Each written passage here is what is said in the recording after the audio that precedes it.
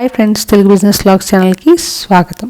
Bharat gas agency అనేది ఎలా తీసుకోవాలి, ఎంత ఖర్చు అవుతుంది, ఎంత స్పేస్ అనేది అవసరం అవుతుంది, గ్యాస్ ఏజెన్సీ కోసం ఏ డాక్యుమెంట్స్ మనకు అవసరం అవుతాయి, ఎలా అప్లై చేసుకోవాలి, ప్రాఫిట్ మార్జిన్ అనేది ఎంత ఉంటుంది, మొత్తం డీటెయిల్స్ అన్నీ వాళ్ళ వీడియోలో మనం తెలుసుకోబోతున్నాం.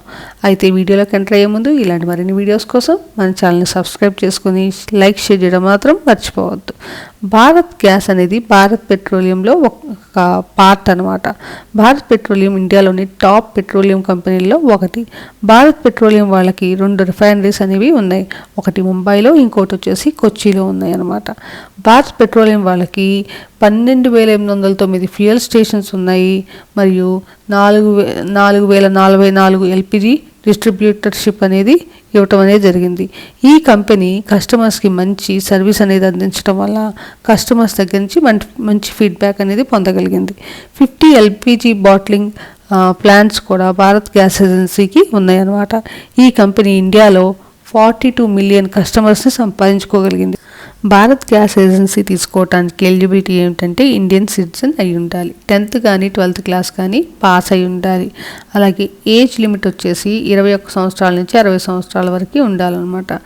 మనకి భారత్ గ్యాస్ ఏజెన్సీ 2 రకాల డీలర్షిప్ ఇస్తుంది అనమాట. ఒకటి మనం ఉండే ఏరియా బట్టి అనమాట.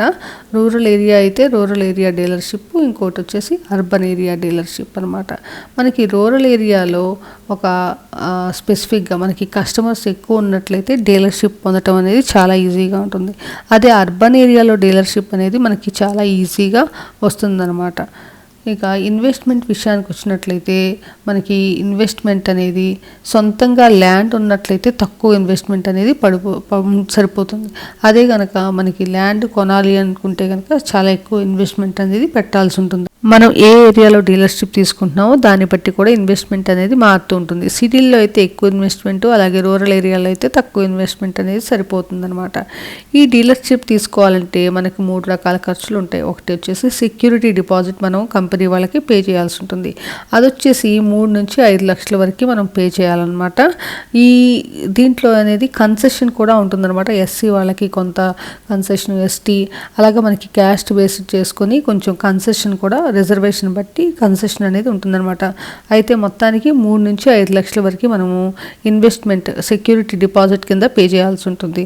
ఆ తర్వాత మనకి ఆఫీస్కి కానీ అలాగే గోడౌన్కి కానీ కన్స్ట్రక్షన్కి మనకి 5 నుంచి 10 లక్షల వరకు ఖర్చు అవుతుంది. అదే కనుక మనకి నేను చెప్పేది ఓన్ స్పేస్ ఉంటే కనుక, ఒకవేళ ఓన్ ల్యాండ్ లేకపోతే కనుక మనకి 30 నుంచి 35 లక్షల వరకు దీనికి ఖర్చు అవుతుందన్నమాట. అంతేకాకుండా వర్కర్స్ మరియు వెహికల్స్కి ఖర్చు. వర్కర్స్ వచ్చేసి శాలరీ మనకి 1 నుంచి 2 లక్షల వరకు పెట్టుకోవాల్సి వస్తుంది. అదే కనుక వెహికల్ మనం ఓన్గా వెహికల్ తీసుకున్నట్లయితే కనుక 3 నుంచి 5 లక్షల వరకు ఇనీషియల్గా ఇన్వెస్ట్మెంట్ అనేది పెట్టాల్సి ఉంటుందన్నమాట. లేకపోతే మనం రెంట్కి కూడా వెహికల్ తీసుకుని నడిపించవచ్చు. సొంతంగా స్థలం ఉండి దాంట్లో గోడౌన్ ఏర్పాటు అయి ఉంటే కనుక 10 లక్షల రూపాయల్లోనే మనకి ఇన్వెస్ట్మెంట్ అనేది సరిపోతుంది. ఇక బల్క్ రోడ్లో అయితే అంతకన్నా తక్కువ ఇన్వెస్ట్మెంట్ ఉన్నా సరిపోతుంది అనమాట. ఎంత ల్యాండ్ అనేది మనకి అవసరం అవుతుంది అనేది భారత్ గ్యాస్ ఏజెన్సీ వాళ్ళు కొన్ని స్పెసిఫికేషన్స్ అనేది ఇవ్వటం జరిగింది. అదేంటంటే 17 మీటర్ బై 13 మీటర్స్ ల్యాండ్ ఏరియాలో మనకి గోడౌన్ అనేది ఉండాలన్నమాట. అంటే nearly 2000 kgs of gas cylinders పట్టేంత స్పేస్ మనకి ఉండాలన్నమాట. అంతేకాకుండా 150 స్క్వేర్ ఫీట్ల నుంచి 200 స్క్వేర్ ఫీట్ వరకు ఆఫీస్ స్పేస్ కూడా ఉండాలన్నమాట. ఇక గ్యాస్ ఏజెన్సీ తీసుకోవాలంటే మనకి పల్లెటూరులో ఇంకా అంతకన్నా తక్కువ స్పేస్ ఉన్నా కూడా సరిపోతుంది. ఇంకా డాక్యుమెంట్స్ అనేవి ఏమేమి అవసరం అవుతాయి గ్యాస్ ఏజెన్సీకి అనేది మనం చూద్దాం. 3 రకాలైన డాక్యుమెంట్స్ అనేవి అవసరం అవుతాయి. ఒకటి పర్సనల్ డాక్యుమెంట్స్, ప్రాపర్టీ డాక్యుమెంట్స్, అలాగే ఏజెన్సీ లైసెన్స్ అనమాట. పర్సనల్ డాక్యుమెంట్స్ విషయానికి వచ్చినట్లయితే మనకి ఐడి ప్రూఫ్ కోసం Aadhaar, pan, voter ID card అనేది ఇవ్వాల్సి ఉంటుంది. అదే కనుక అడ్రస్ ప్రూఫ్ కోసం అయితే కనుక రేషన్ కార్డు, ఎలక్ట్రిసిటీ బిల్లు అవసరం అవుతాయి. ఇక బ్యాంక్ అకౌంట్ అనేది ఓపెన్ చేయాల్సి ఉంటుంది. Photograph, email ID, phone number అనేది మనకి ఇవ్వాల్సి ఉంటుంది అనమాట. ఇక ప్రాపర్టీ డాక్యుమెంట్స్ విషయానికి వచ్చినట్లయితే మనకి ఓన్ ప్రాపర్టీ అయితే కనుక మనకి కంప్లీట్ ప్రాపర్టీ డాక్యుమెంట్ అనేది సబ్మిట్ చేయాల్సి ఉంటుంది. ఒకవేళ మనం లీజ్ తీసుకోవాల్సి వస్తే కనుక 15 సంవత్సరాల వరకు మన లీజ్ అనేది మన పేరు మీద తీసుకుని నో అబ్జెక్షన్ సర్టిఫికేట్ అనేది సబ్మిట్ చేయాల్సి ఉంటుంది. అదే కనుక ఏజెన్సీ లైసెన్స్ తీసుకోవాల్సి ఉంటే కనుక ఏజెన్సీ లైసెన్స్లు అంటే నో అబ్జెక్షన్ సర్టిఫికేట్స్ మనం తీసుకోవాల్సి ఉంటుందన్నమాట. మున్సిపల్ కార్పొరేషన్ దగ్గర నుంచి no objection certificate, explosive department దగ్గర నుంచి ఎన్ఓసి తీసుకోవాలి. అలాగే పోలీస్ డిపార్ట్మెంట్, మున్సిపల్ కార్పొరేషన్ దగ్గర నుంచి పొల్యూషన్ డిపార్ట్మెంట్ నుంచి నో అబ్జెక్షన్ సర్టిఫికేట్ అనేది తీసుకొని సబ్మిట్ చేయాల్సి ఉంటుందన్నమాట. ఇక మనం ఎలా అప్లై చేసుకోవాలి, ఎక్కడ అప్లై చేసుకోవాలి అనేది మనం తెలుసుకుందాం. ఈ గ్యాస్ ఏజెన్సీకి అప్లై చేయడానికి అఫీషియల్ వెబ్సైట్కి వెళ్ళి మనము అంటే bharatpetroleum.com అనే అఫీషియల్ వెబ్సైట్కి వెళ్ళి అప్లై చేసుకోవాల్సి ఉంటుంది. జనరల్గా గ్యాస్ ఏజెన్సీ వాళ్ళు ఏం చేస్తారంటే వాళ్ళ వెబ్సైట్లో కానీ లేకపోతే న్యూస్ పేపర్లో కానీ డీలర్షిప్ గురించి నోటిఫికేషన్ అనేది రిలీజ్ చేయడం జరుగుతుందన్నమాట. సో మనం ఎప్పటికప్పుడు ఈ వెబ్సైట్లు కానీ లేకపోతే న్యూస్ పేపర్లు కానీ మనం చూస్తూ ఉండాలి.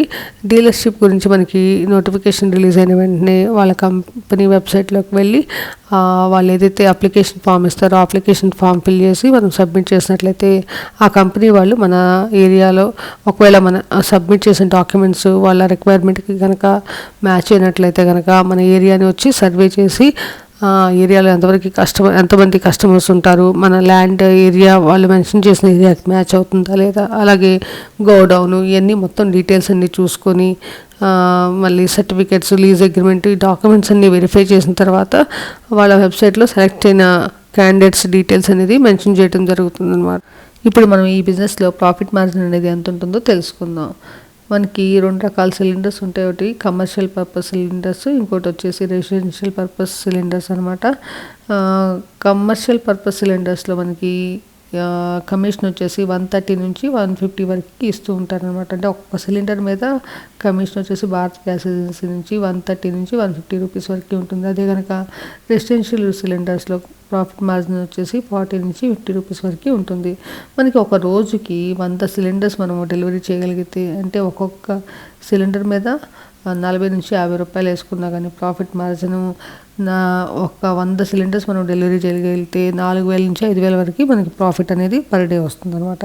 అదే కనుక కమర్షియల్ సిలిండర్స్ రోజుకి 50 సిలిండర్ మనం డెలివరీ చేయగలిగితే ఒక్కొక్క సిలిండర్ మీద 140 రూపాయలు ప్రాఫిట్ వేసుకున్నా కానీ రోజుకి 7,000 రూపాయలు ప్రాఫిట్ అనేది రావడం జరుగుతుంది. అంటే పర్ డేకి 2 రకాల సిలిండర్స్ మీద మొత్తం మీద కలిపి 11,000 ప్రాఫిట్ అనేది రావటం జరుగుతుంది. ఈ బిజినెస్లో లాస్ అనేది ఉండదు ఫ్రెండ్స్. జనరల్గా మనకి ప్రాఫిటే మనం ఎక్కువగా చూస్తూ ఉంటాం. ఈ బిజినెస్లో లాస్ అనేది చాలా తక్కువ అనమాట. చూసాగా ఫ్రెండ్స్, ఈ బిజినెస్ ఐడియా నచ్చిందా? అయితే ఇలాంటి మరిన్ని వీడియోస్ కోసం మన ఛానల్ సబ్స్క్రైబ్ చేసుకొని లైక్ చేయడం మాత్రం మర్చిపోవద్దు. మళ్ళీ మనం మన నెక్స్ట్ వీడియోలో కలుసుకుందాం. అంతవరకు బాయ్, టేక్ కేర్.